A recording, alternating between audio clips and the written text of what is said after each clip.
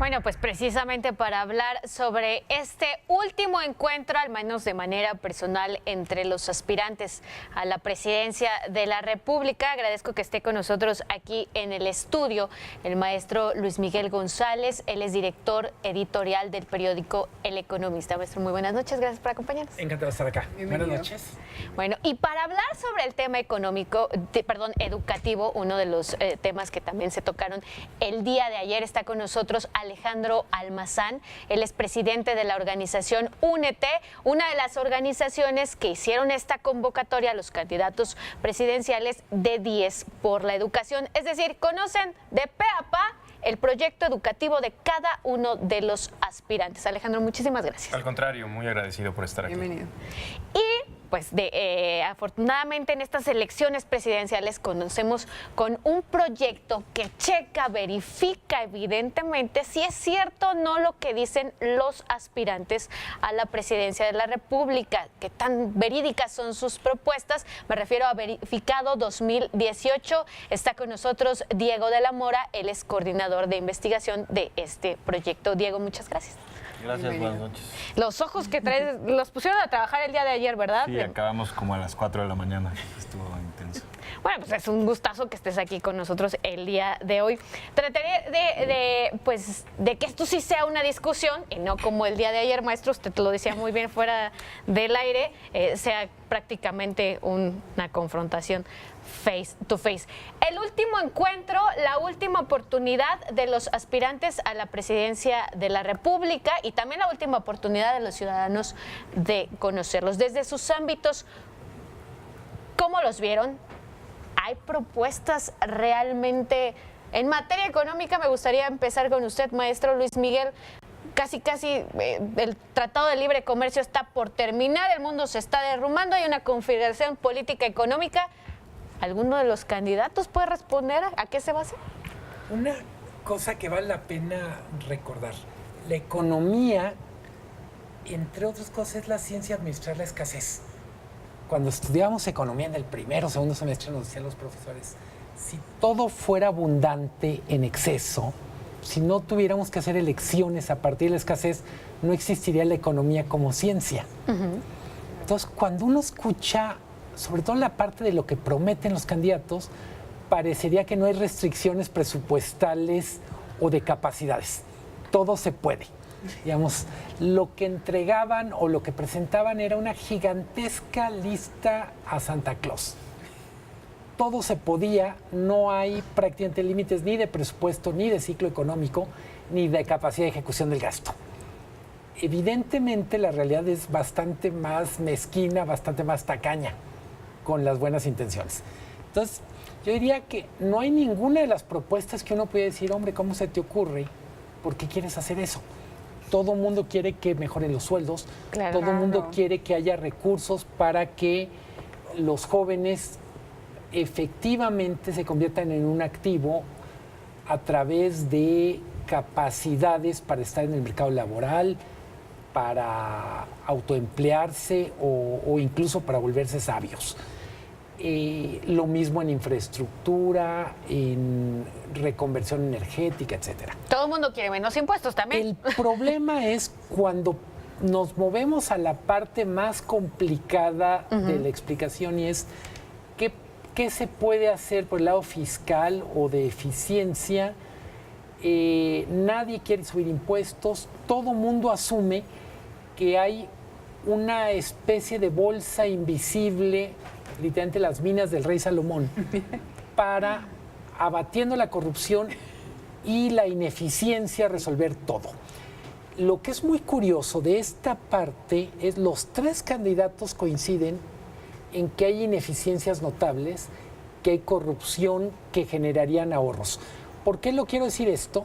Es, aunque las cifras que ellos, en particular López Obrador, estima de cuánto se podría lograr ahorrar abatiendo la corrupción, son básicamente mágicas en el sentido de que no salen de un proceso racional o un proceso de cuentas, sino si de dónde salen 500,000 millones, 300,000 millones, 800,000 millones, pues como dijo él, de la pensión de los adultos mayores, de su cabecita y de su corazoncito. Es decir, no hay 800,000 millones en forma de un rubro que dijeran, aprieta esta tecla y los tendrá a favor. Y quiero destacar que los tres candidatos coinciden que hay una enorme ineficiencia en el gasto público, lo decían cada quien en su cadena de razonamiento, y el que no sea medio billón de pesos o que no sean 300,000, no quiere decir que no sea un elemento importante de lo que podemos esperar del próximo gobierno, abatir la corrupción y generar eficiencias. Es decir, yo no lo pondría tanto en la parte de lo cuantitativo, me da lo mismo lo que se puede ahorrar. Pueden ser 50, 100,000, 200,000, pero es un símbolo enorme decir, no estamos dispuestos a tolerar corrupción e ineficiencias, porque es cierto que el gasto público puede ser más ineficiente que el gasto privado por la escala y por otras cosas, pero no tiene derecho a ser tan ineficiente, tan desproporcionadamente ineficiente respecto a la forma en que una familia cuida su gasto o respecto a la forma en que una empresa cuida su balance de resultados. Claro, ustedes no tienen bolsa de tiempo, ¿eh? En cualquier momento pueden intervenir si así lo desean. En materia económica, ¿qué encontraron ustedes en Verificado 2018? Bueno, hubo una serie de propuestas, de datos, de hechos que mencionan los candidatos. Me parece muy interesante esta idea de repensar de dónde pueden salir más recursos, ¿no?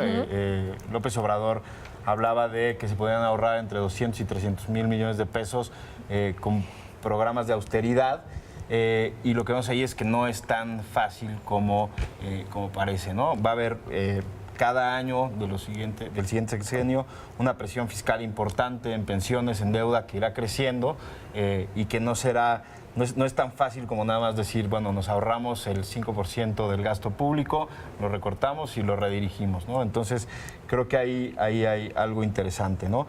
Se dijeron muchas cifras, fue un debate de cifras, en cada intervención había alguna, y bueno, se habló mucho, por ejemplo, el candidato Mid, de la gestión de López Obrador en la Ciudad de México. Casi todo lo que dijo fue verdadero. Habló del bajo crecimiento, de la baja generación de empleos, ¿no? Con 266 al mes, que es un dato cierto. El crecimiento del 0.8 contra el 2% en el país en ese periodo, que también es cierto. Y en general lo que encontramos en este debate, que nos parece algo satisfactorio, es que las cifras que dieron los candidatos y los datos fueron mucho más exactos que en los otros dos debates, ¿no? No queremos decir que sea una cuestión de que se sientan verificados, pero sí se cuidaron más. Le echaron un poco más ganas, ¿no? Por supuesto. Y bueno, hablando de materia educativa, Diego, ¿qué opinas de las palabras que dijo AMLO? Que esto no es una reforma educativa y que él la va a modificar y va a empezar desde cero, que ya lo había planteado.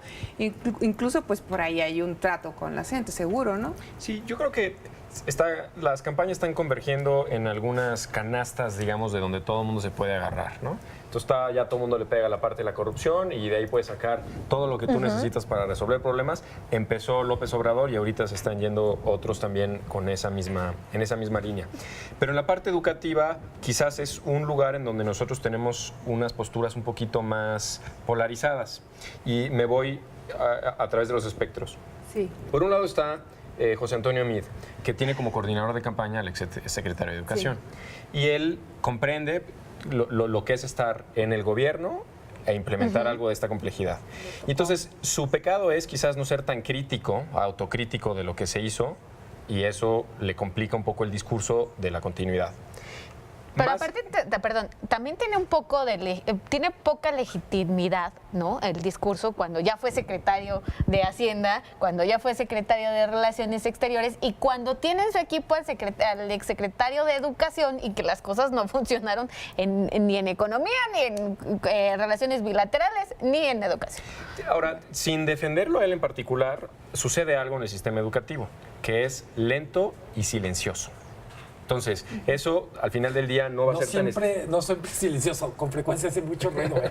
Sí, pero la educación vista desde cuáles son los cambios en el aprendizaje de un niño, pues no los ves tan inmediato. Entonces, hacer políticas públicas en educación se tiene que pensar en el largo plazo, no es tan inmediato, ¿no? Claro. Y entonces yo puedo entender este discurso de ya se intentaron, tenemos que dejar que madure, pero me parece que falta hacer algo más autocrítico. En el caso de Anaya, él es un poco más oportunista en la forma en la que va desenvolviendo sus argumentos. Cuando él ingresa su plataforma al INE, la parte educativa no tenía tanta sustancia. Y entonces él ha ido encontrando espacios, nichos y personas a quienes hablarles, ¿no?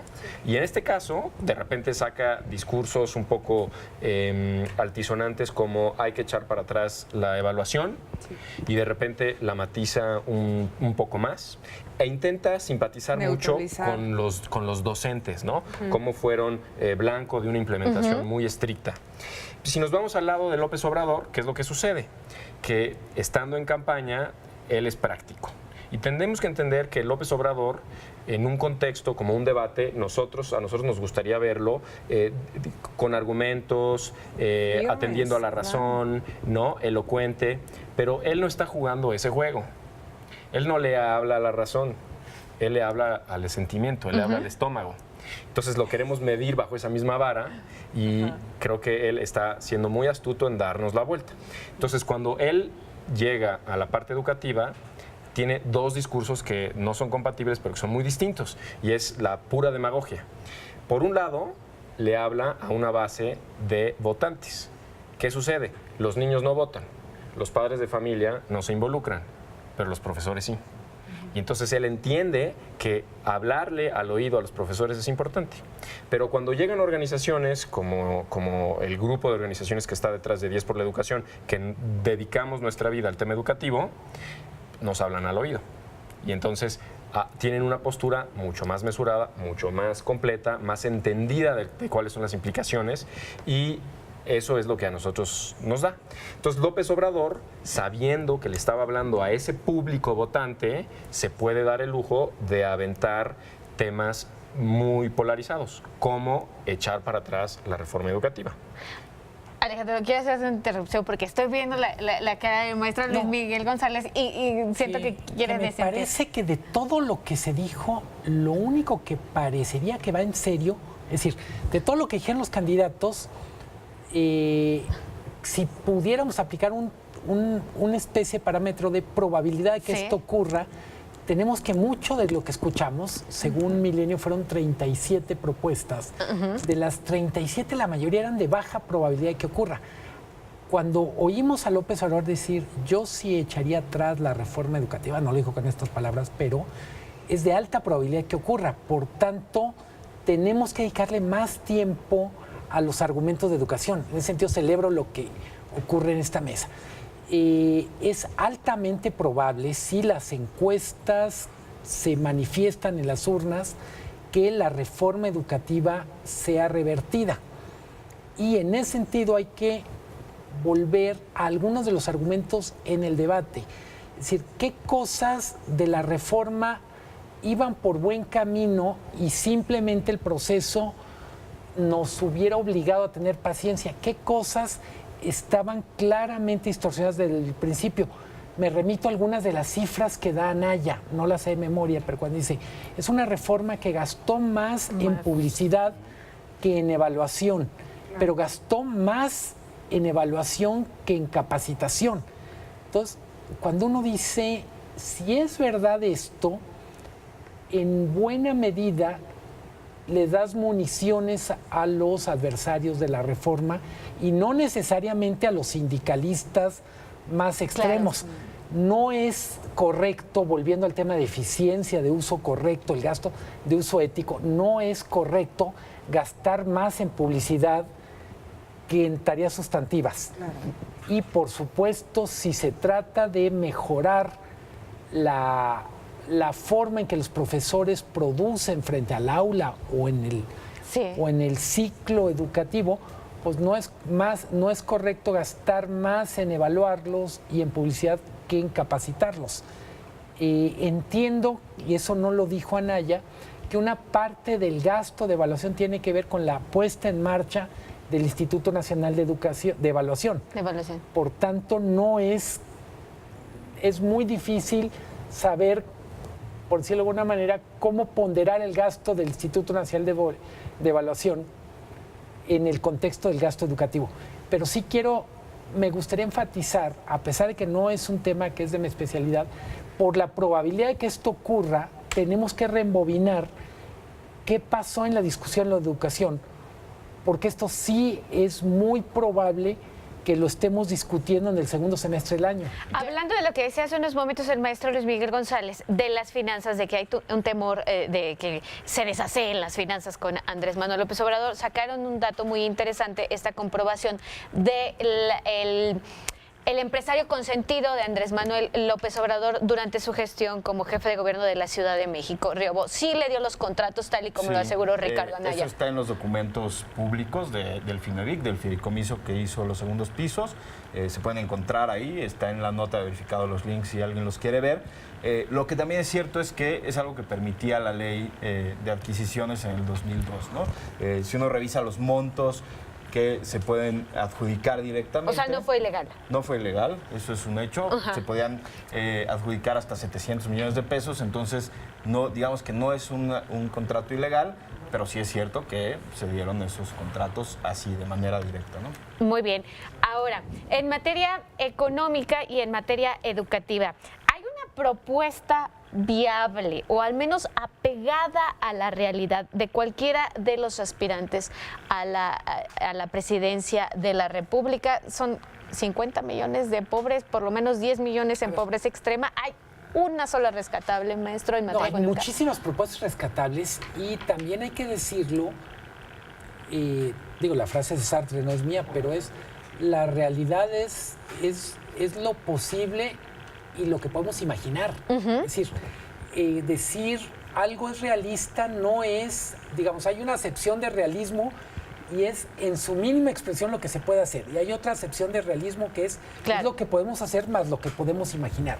Entonces, yo no veo como un problema que digan queremos darle educación, queremos dar una beca a los ninis, queremos aumentar la pensión a los adultos mayores. O sea, no me parece que el problema sea tratar de hacer eso.